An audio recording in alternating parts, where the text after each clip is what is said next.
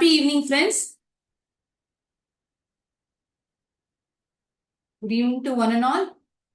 So இன்னைக்கு நம்ம பார்க்க போறது என்ன, 9th இங்கிலீஷ்ல வந்து ஃபர்ஸ்ட் யூனிட்ல என்ன தரப்பட்டிருக்கு, learning the game autobiography of Sachin டெண்டுல்கரால எழுதப்பட்ட இந்த பாடம், அதுல இருந்து எடுக்கப்பட்ட ஒரு பகுதி தான் நம்ம புத்தகத்துல கொடுக்கப்பட்டிருக்கு. அதான் பார்க்க போறோம். அதுக்கு முன்னாடி நம்ம இனி வர கிளாஸ் துவங்கறதுக்கு முன்னாடி ஒரு மோட்டிவேஷனல் ஸ்டோரியோட, நம்ம எல்லாருக்குமே லைஃப்ல அன்றாட வாழ்க்கையில வந்து ஒரு சின்ன மோட்டிவேஷன் தேவைப்படுறது இல்லையா? We all require some amount of motivation for our day to day life.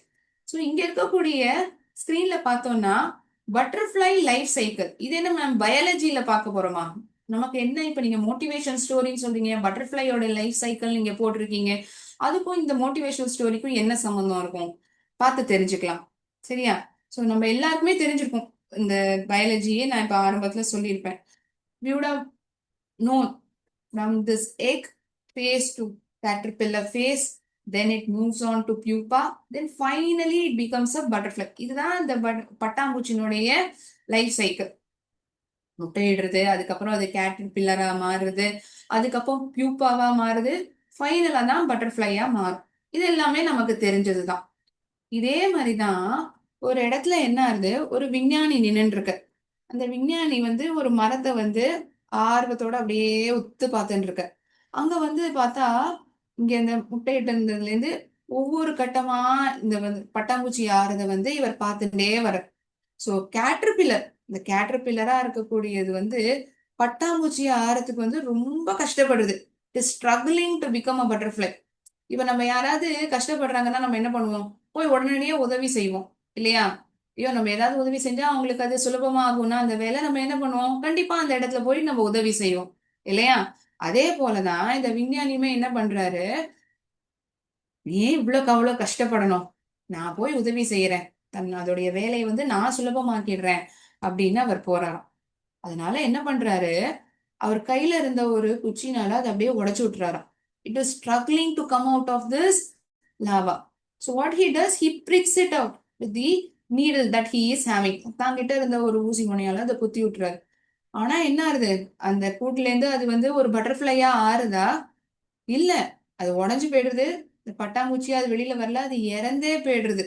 இவர் எது வந்து உதவியா இருக்கும், நம்ம இது வந்து பட்டாம்பூச்சியா அது ஆறதுக்கு நம்ம அதனுடைய சைக்கிளை வந்து நம்ம சுலபமாக்கிடுவோம்னு அவர் நினைக்கிறாரு.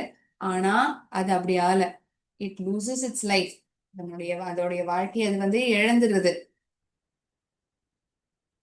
பட்டாம்பூச்சியினுடைய நிலை இதுதான். It had to become a beautiful butterfly. ரொம்ப அழகான ஒரு பட்டாம்பூச்சியா, ஒரு வண்ணங்கள் நிறைஞ்ச பட்டாம்பூச்சியா அது மாற வேண்டியது. ஆனா இவர் செஞ்ச வேலையினால இது இப்படி ஆயிடுது. இதுல இருந்து என்ன தெரிஞ்சுக்கலாம் மேம்? அவர் ஏதோ பாவம் உதவி செய்யணும் தான் போயிருக்காரு, ஆனா அது பட்டாம்பூச்சியா ஆல அது இறந்தே போயிடுறது. அதே போலதான் நம்மளுடைய வாழ்க்கையில நிறைய சேலஞ்சஸ், நிறைய சவால்களை வந்து சந்திப்போம் இல்லையா? நமக்கும் வந்து சில விஷயங்கள் வந்து சுலபமா கிடைக்கிறது இல்லை. நம்மளுடைய நண்பர்களை பார்த்து நினைச்சோம், பாத்தியா அவனுக்கும் அவளுக்கும் எவ்வளவு ஈஸியா கிடைச்சது, எவ்வளவு சுலபமா மார்க் வாங்கிடுறா, ஒரு பொருள் நினைச்சுன்னா அவளுக்கு வந்து ஈஸியா கிடைச்சது. ஆனா நமக்கு அப்படி இல்லவே இல்லையே, நிறைய கஷ்டப்பட வேண்டியிருக்கு, போராட வேண்டியிருக்கு ஒரு பொருளை கிடைக்கிறதுக்கு. ஆனா அதுவும் நல்லது தானே. அந்த போராட்டமும் அந்த சவால்கள் நம்ம சந்திக்கிறதுனால நம்ம மனம் வந்து பக்குவப்படுறது, அதனுடைய அருமை என்னங்கிறது நம்மளால உணர முடியுது இல்லையா? we know the importance of it. we knowing the importance of the struggle and challenges that we are facing.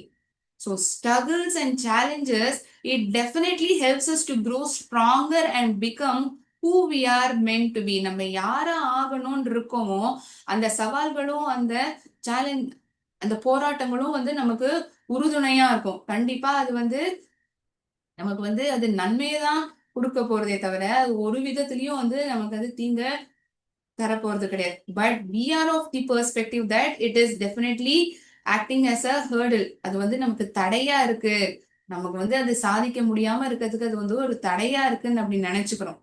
இந்த இடத்துலயுமே இந்த பட்டாம்பூச்சி வந்து அது தானே வெளியில வந்து ஒரு அழகான பட்டாம்பூச்சி ஆயிருக்கும். இவர் வந்து நம்ம ஒரு ஊசி முனையால உடைச்சு விட்டுருவோம், உடனடியா அதை பட்டாம்பூச்சி ஆக்கிடுவோம்னு அவர் நினைக்கிறார். ஆனா அப்படியா? It has to go certain amount of struggles for it to become a beautiful butterfly. Same way, even we have to go certain amount of challenges and struggles that will definitely lead a successful life. ஒரு அற்புதமான ஒரு life அது நமக்கு அமைச்சு கொடுக்கும். So whatever struggles of challenges that you are facing today, it is going to give a bright future. Take it in that positive manner. அந்த ஒரு positive நோட்டோட நம்ம இன்னைக்கு செஷன் ஆரம்பிப்போம். இந்த கதைக்கும் இந்த பாடத்துக்கும் ஏதாவது சம்பந்தம் இருக்கா?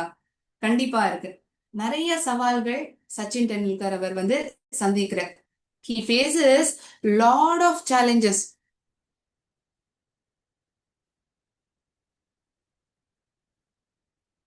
அவர் வந்து இப்ப நம்ம எல்லாரும் அவர் அப்படி புகழ்ந்து பேசுறோம் இல்லையா? சச்சின் டெண்டுல்கர்னா ஒரு சைல்ட் ப்ராடஜி. கிரிக்கெட்ல வந்து இளம் வயதிலேயே வந்து அவர் கிரிக்கெட்டுக்குள்ள வந்துட்டார். நிறைய சதங்கள் அடிச்சார், நிறைய சாதனைகள் புரிஞ்சிருக்கார். ஆனா அதுக்கு வந்து அவ்வளோ எளிமையா அவரால் அது வந்து பண்ண முடிஞ்சிருக்குமா? கட்டாயமா கிடையாது. நம்ம வெளி தோற்றத்துல இருந்து பாக்குறத அவங்களுக்கு என்னப்பா ஈஸியா வருது, சுலபமா அவங்க ஆடுறாங்க, அவங்க வந்து அவங்களுக்கு இயல்பாவே விளையாட முடியுது அப்படின்னு நம்ம நினைச்சுக்கிறோம். ஆனா அது கிடையாது. யதார்த்தத்தை வந்து பார்த்தோம்னா அது கிடையாது. It's not the truth. Every person undergoes a certain amount of struggle or challenges for whom the person that we are seeing him or her today. நீங்க நம்ம பாக்குற ஆள் வந்து நிறைய சவால்களை சந்திச்சுதான் வந்திருப்பாங்க. அதே மாதிரிதான் சச்சின் டெண்டுல்கருமே. ஸோ லேர்னிங் தி கேம் அப்படிங்கிற இந்த பாடம் தன்னுடைய ஆட்டோபயோகிராஃபில இருந்து எடுக்கப்பட்டிருக்கு. So first we'll see about this author. Okay.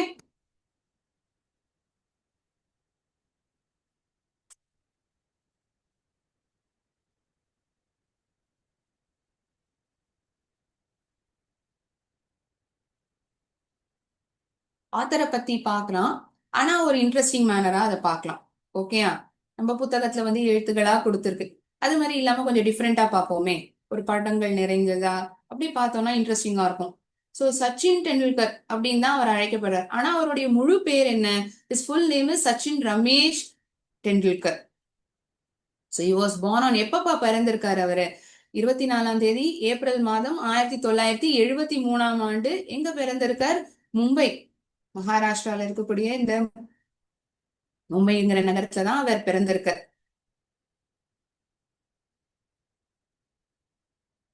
Screen விசிபிளா இருக்கு தானே எல்லாருக்கும்? Confirm. I'm asking this. Screen is visible to everyone?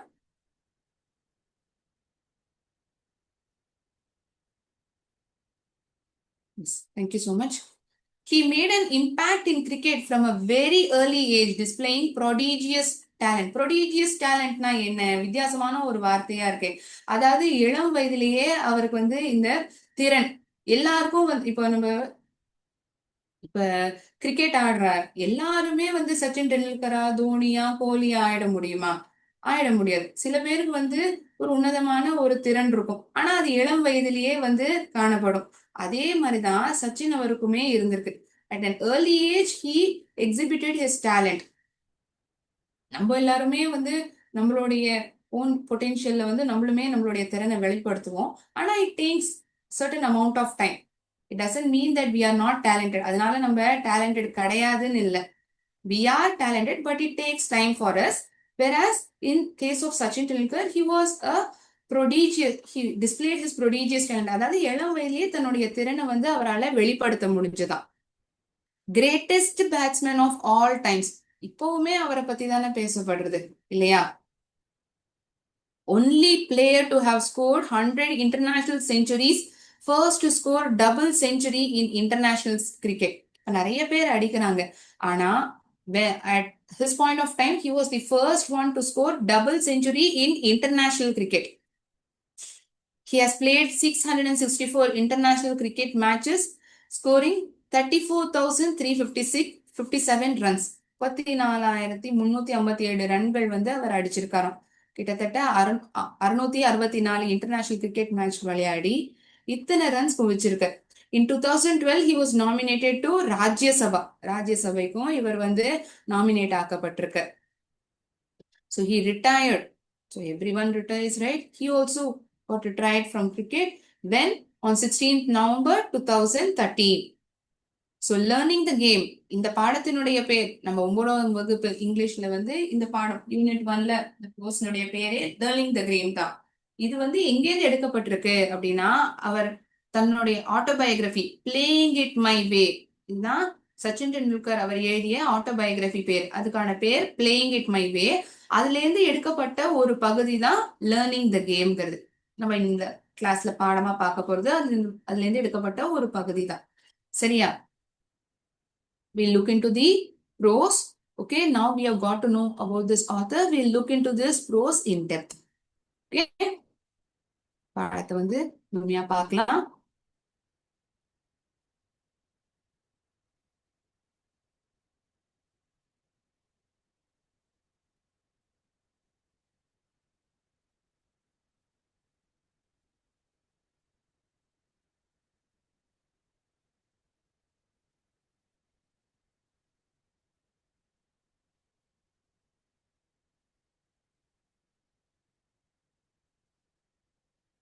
இப்போ வரைக்கும் நமக்கு என்ன தெரிஞ்சிருக்கு? சச்சின் டெண்டுல்கர் வந்து ஒரு சைல்ட் ப்ராடஜி, ரொம்ப இளம் வயதிலேயே வந்து சாதனை புரிஞ்சிருக்கார்.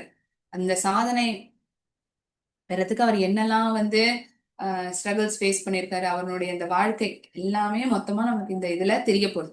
From a very early age I play tennis ball cricket with my colony friends. என்னுடைய காலனில இருந்த நண்பர்களோட நான் டென்னிஸ் பால் கிரிக்கெட்லாம் நான் விளையாடினேன்.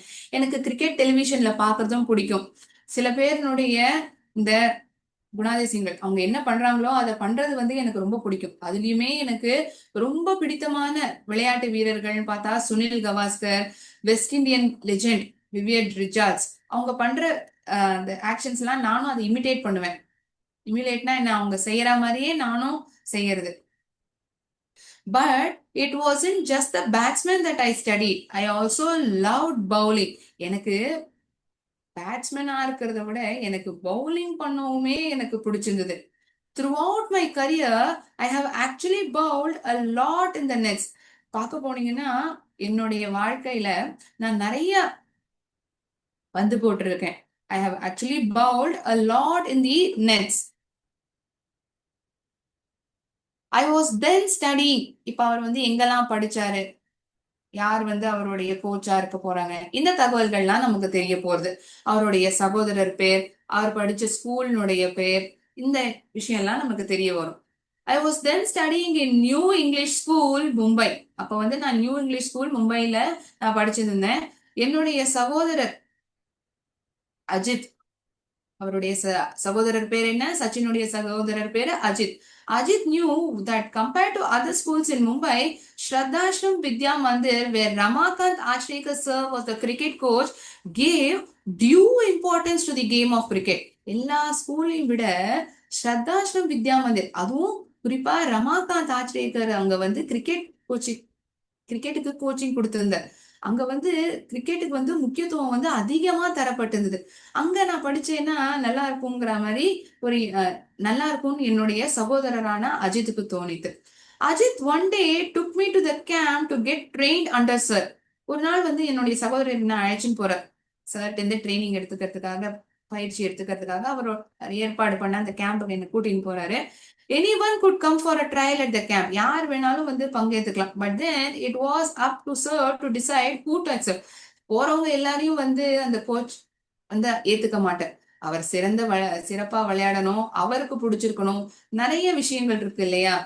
சோ இதெல்லாம் இருந்தாதான் சச்சினால அவர்கிட்ட வந்து பயிற்சி எடுக்க முடிஞ்சது. I was anyone could come for a trial at the camp. But then it was up to sir to decide who to accept. யாரை ஏத்துக்கணுங்கிறத அவர் தான் முடிவு பண்ணணும். I was 11 years old then. அப்போ வந்து என்னுடைய வயசு 11 வயசா இருந்தது. அப்ப ஆச்ரேகர் sir, who I refer to, he started playing cricket at the age of 11 in 1943. நான் இப்பதான் 11 வயசுல தான் வந்து கோச்சிங் எடுக்கிறதுக்காக அவர்கிட்ட போயிருக்கேன். ஆனா அவர் என்னவோ 11 வயசுலயே வந்து, அதாவது அப்போ 1943ஆம் ஆண்டு, அப்பவே அவர் கிரிக்கெட் விளையாட ஆரம்பிச்சிட்டாராம். which is the age I was when went to him for the first time. நான் அப்பதான் முதல் தடவையா அவர்கிட்ட வந்து கோச்சிங்காக போயிருக்கேன். ஆனா அவர் 11 வயதிலேயே வந்து கிரிக்கெட் விளையாட ஆரம்பிச்சிட்டாரு. ஸோ எம்யூலேட்ங்கிற வார்த்தை நம்ம இங்க பார்த்துருந்துருக்கோம். ஒருத்தவங்க பண்ற விஷயங்களை வந்து நம்மளும் அதே மாதிரி காப்பி பண்ற மாதிரி.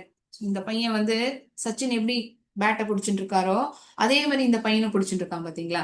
நம்மளும் அதே மாதிரி தானே, நமக்கு பிடிச்ச ஒரு கிரிக்கெட் வீரரா இருக்கட்டும், வேற யாராவது ஒரு நபரா இருக்கட்டும், அவங்க பண்ற விஷயங்கள் வந்து பிடிச்சிருந்தா நம்மளும் அவங்கள மாதிரியே அந்த வேலையை செய்வோம் இல்லையா. So this is the meaning of emulate, to match or surpass typically by imitation. அவங்க பண்ற மாதிரியே இமிட்டேட் பண்ணி காமிக்கிறது. I was then studying in New English School, Mumbai, but my brother knew that compared to other schools in Mumbai, Shraddha Ashram Vidyashram, where Ramakant Achrikar sir was cricket coach, gave due importance to the game of cricket. இதுதான் நம்ம இப்ப பார்த்திருப்போம்.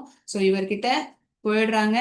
இவர் என்ன சொல்றாரு, எனக்கு அப்போ 11 வயசு, ஆனா அவர் வந்து 11 வயசுலயே கிரிக்கெட் விளையாட ஆரம்பிச்சாரு. நான் அப்பதான் இவர்கிட்ட கோச்சிங்க்கே போக ஆரம்பிச்சேன். I had never batted in the nets before and felt somewhat overawed with so many people around. நான் இந்த மாதிரி விளையாடினது கிடையாது இதுக்கு முன்னாடி. And felt somewhat overawed. Overawed தான் என்ன? Impressed so much that they are silent or inhibited. நான் செய்யற வேலையை பார்த்து அவங்க அப்படிலாம் வாயடைச்சு போய் பாக்குறது. நான் செய்யற வேலை வந்து இப்படி கூட விளையாட முடியுமா இவரால, இப்படி கூட இந்த வேலையை செய்ய முடியுமா, எப்படி இந்த சின்ன வயசுல இப்படி எல்லாம் கூட விளையாட முடியுது, அப்படியே என்ன பிரமிச்சு அப்படியே வியந்து பார்த்தாங்க. when I was asked to bat, I was not at all comfortable. என்ன விளையாடு, பேட் பண்ணு அப்படின்னு சொன்ன போது எனக்கு அந்த அளவுக்கு வந்து கம்ஃபர்டபுளா இல்ல, சௌகரியமா இல்ல. வித் சர் வாட்சிங் me so closely I fail to make an impact. இப்ப யார்கிட்ட வந்து நம்ம ஒரு இம்ப்ரெஷனை கிரியேட் பண்ணணும்னு நம்ம நினைக்கிறோமோ, கண்டிப்பா அவங்க முன்னாடி நம்ம வந்து ஒரு சிறப்பா நம்ம வேலை செய்யற மாதிரி காமிச்சுக்குவோம் இல்லையா. இப்ப டீச்சர்னுடைய கவனம் நம்ம வந்து நம்ம மேல செலுத்தணும்னா நம்ம நல்லா படிக்கிற மாதிரி காட்டுவோம். ஹோம்ஒர்க் எல்லாம் அப்படியே ப்ராம்ப்டா உடனே உடனே எழுதிடுவோம். இதெல்லாம் நம்மளும் பண்ணுவோம்ல. அதே மாதிரிதான் சச்சின் டெண்டுல்கருமே ஆச்ரேக்கர் சார்னுடைய கவனம் தன் பக்கம் திரும்பணுங்கிறதுக்காக சிறப்பா விளையாடணும்னு நினைக்கிறார். வித் சர் வாட்சிங் me so closely I fail to make an impact. ஆனா அவர் பாக்குற அளவுக்கு நான் ஒரு இம்பாக்ட் கிரியேட் பண்ற மாதிரி விளையாடல. Sir called Ajit aside and informed him that I was perhaps too young to make the camp and suggested that he should bring me back when I was little older. அந்த அளவுக்கு அவருடைய கவனத்தை ஈர்க்கல. அவர் என்ன சொல்லிடுறாருன்னா, இன்னும் கொஞ்சம் வயசாட்டும், இந்த பையனுக்கு வந்து இன்னும் கொஞ்சம் வயசாட்டும், அப்ப நீ என்ன அவனை வந்து என்கிட்ட அழைச்சிட்டு வா அப்படின்னு அஜித் வந்து ஆச்ரேக்கர் சார் சொல்லிடுறாரு. My induction into Mumbai cricket circuit could have ended in failure, but for Ajit's insistence. Having seen me play in the colony, Ajit knew I was capable of performing far better than I had done in front of Achrikar sir. சில நேரங்கள்ல நமக்குமே அப்படிதான், நம்ம யார் முன்னாடி ஒரு இம்பாக்ட create பண்ணோம், அவங்களுடைய இம்ப்ரெஷன் வந்து நம்ம மேல இருக்கணும் அப்படின்னு நினைக்கிறோமோ அந்த சூழ்நிலையில வந்து நம்ம பெஸ்டா நம்மளால பண்ண முடியும். அதுக்குன்னு நம்ம வந்து சிறப்பா விளையாடுறவங்களா ஆயிடாம இருப்போமா? கண்டிப்பா கிடையாது. அன்னி தேதியில நம்மளால சிறப்பா விளையாட முடிஞ்சிருக்காதே தவிர, சிறப்பா நம்மளுடைய டேலண்ட்டை வந்து வெளிப்படுத்த முடிஞ்சிருக்காதே தவிர, we are definitely the best which Ajith knew. என்னுடைய சகோதரரான அஜித் வந்து என்கிட்ட வந்து இவ்வளவு டேலண்ட் இருக்கு, இதை விட சிறப்பா என்னால விளையாட முடியும் அப்படின்னு என்னுடைய சகோதரர் அஜித் வந்து ரொம்ப தீவிரமா நம்பினான்.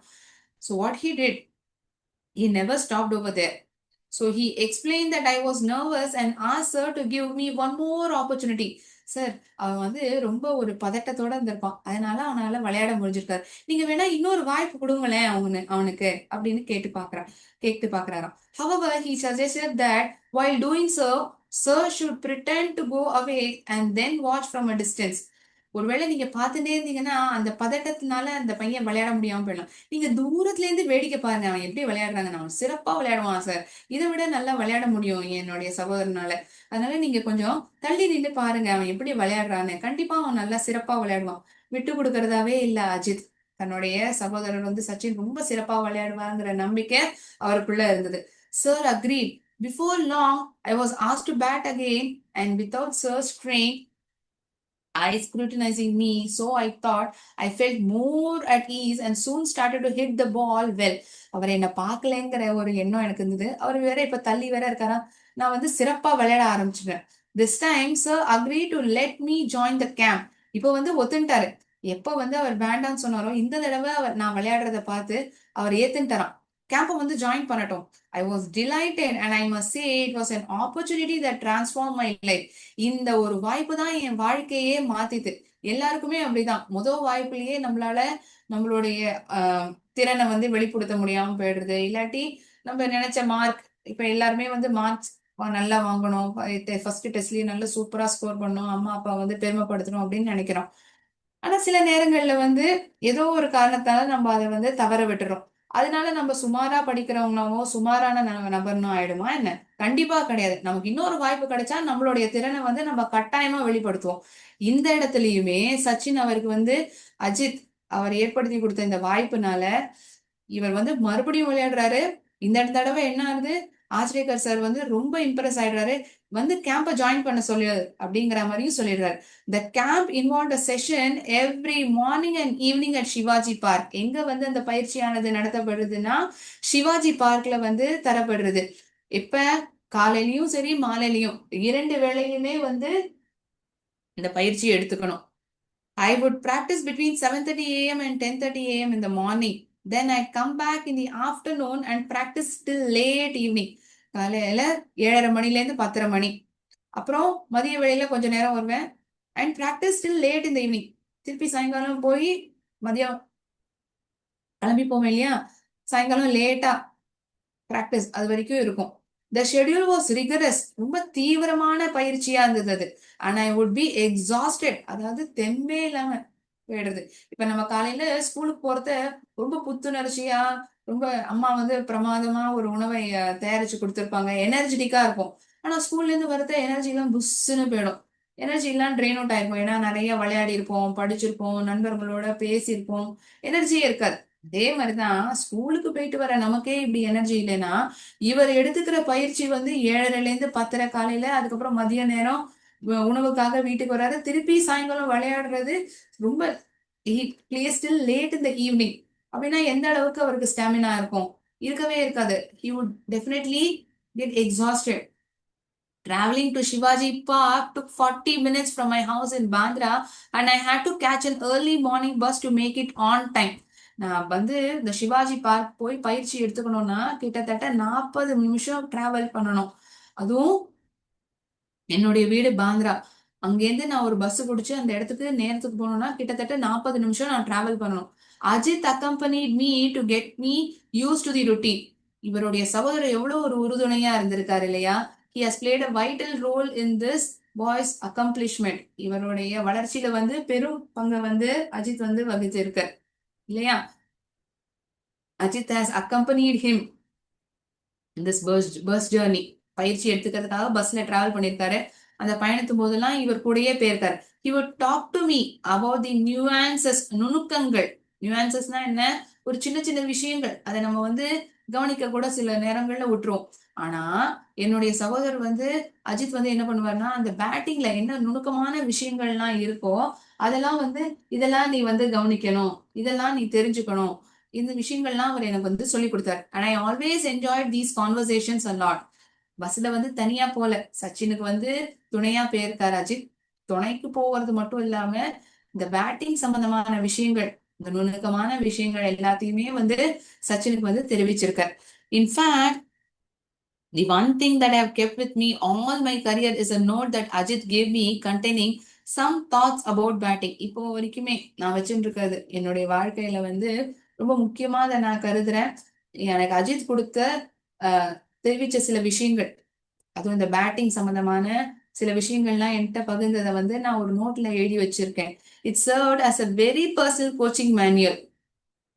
இப்ப நம்ம எல்லாருமே ஒரு கைடை ரெஃபர் பண்ணுவோம். ஒரு டக்குன்னு ஒரு ஆன்சரை வந்து ரெஃபர் பண்ணணும், ஏதாவது தெரிஞ்சுக்கணும்னா ஒரு இல்லாட்டி ஒரு நோட் புக்ல வந்து நமக்கு புரியுற மாதிரி எழுதி வச்சிருப்போம். இப்ப அந்த கான்செப்டை வந்து ரிவைஸ் பண்ணணும்னா நம்ம என்ன பண்ணுவோம்? அந்த நோட்ஸ்ல என்ன எழுதி வச்சிருக்கோமோ இல்லாட்டி எந்த புத்தகத்தை படிச்சா நமக்கு வந்து சுலபமா புரியுமோ அதை வந்து ரெஃபர் பண்ணுவோம் இல்லையா? அதே மாதிரிதான் சச்சினுமே இதை வந்து ஒரு பர்சனல் கோச்சிங் மேனுவலா வந்து உபயோகிச்சிருக்க.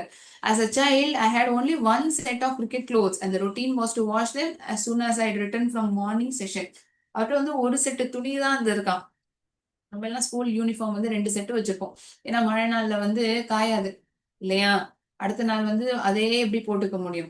ஆனா இவர் கதையில வந்து ஒரே செட்டு துணி தான் இருந்திருக்கு. மத்தியானம் வந்ததுக்கு அப்புறம் அதை துவைச்சு போட்டுருவாராம். I had only one set of cricket clothes and the routine was to wash them as soon as I returned from the morning session. While I had my lunch, the coats would dry out in the sun and I would wear them again in the afternoon. அவ்வளோ வேர்த்து விறுவிறுக்க விளையாடி வந்திருப்பாரு. அதே சட்டை எப்படி போய் மத்தியானமும் விளையாட முடியும்? அதனால சாப்பிட்டு முடிக்கிறதுக்குள்ள அது துணி துவைச்சதெல்லாம் காஞ்சு போயிருக்குமா. அந்த ஒரே செட்டு துணி தான் அது துவைச்சு போடுவாராம். சாப்பிட்டு முடிக்கிறதுக்குள்ள அது காஞ்சு போயிடுமா. அதே மறுபடியும் போட்டுன்னு போவாராம். The pattern was repeated in the evening so that I could use the same set of clothes the following morning. இதேதான் சாயந்தரம் வந்ததுக்கு அப்புறம் ரொம்ப வேர்த்து போயிருக்கும். அதே துவைச்சு மறுநாள் காலத்தால போட்டுக்கலாங்கிறதான் இதே ரொட்டீனா தான் அவர் follow பண்ணியிருந்திருக்க. So the system worked very well and apart from my The system worked well apart from my pockets. There was never quite enough time for the pockets to dry out completely. ஏன் packet பகுதி மட்டும்தான் கொஞ்சம் கனம் பகுதியா இருக்கும். அது வந்து காயறதுக்கு கொஞ்சம் நேரம் எடுத்துக்கும். இவர் சாப்பிட்டு முடிக்கிறதுக்குள்ளேயே துணி காஞ்சிரும். ஆனா அந்த பாக்கெட் பகுதி வந்து சித்த கனமா இருக்கும் இல்லையா? கொஞ்சம் கனமா இருக்கிறதுனால அது காயாதான். And for the entire duration of the camp I played with the wet pockets. ஈர பாக்கெட்களோட தான் சில நேரங்கள் நிறைய நேரங்கள்ல நான் விளையாடி இருக்கேன் அப்படின்னு சொல்றாரு. By the middle of summer camp, Sir had started taking an active interest in my batting, and at the end of 2 months, informed Ajit that I had potential to be a good cricketer if I practiced all year round. யாருடைய impression வந்து தான் மேல வரணும்னு ஆசைப்பட்டாரோ ஆரம்பத்துல வந்து அது கிடைக்கல. ஆனா மறுபடியும் கிடைச்ச ஒரு வாய்ப்பை வந்து தவற விடாம ஆச்சரியக்கர் சருடைய கவனம் இவர் மேல திருப்பப்படுறது. இப்ப வந்து என்ன எண்ணம் உருவாயிருக்கு ஆச்சரியக்கர் சார்கிட்ட, இந்த பையன் வந்து சிறப்பா விளையாடுவான். 2 மாசங்கள்லயே வந்து தெரிய ஆரம்பிச்சது. இவன் வந்து ஒரு நல்ல கிரிக்கெட்டரா ஆவான் அப்படிங்கறத வந்து சார் அஜித் வந்து தெரிவிக்கிறாரு.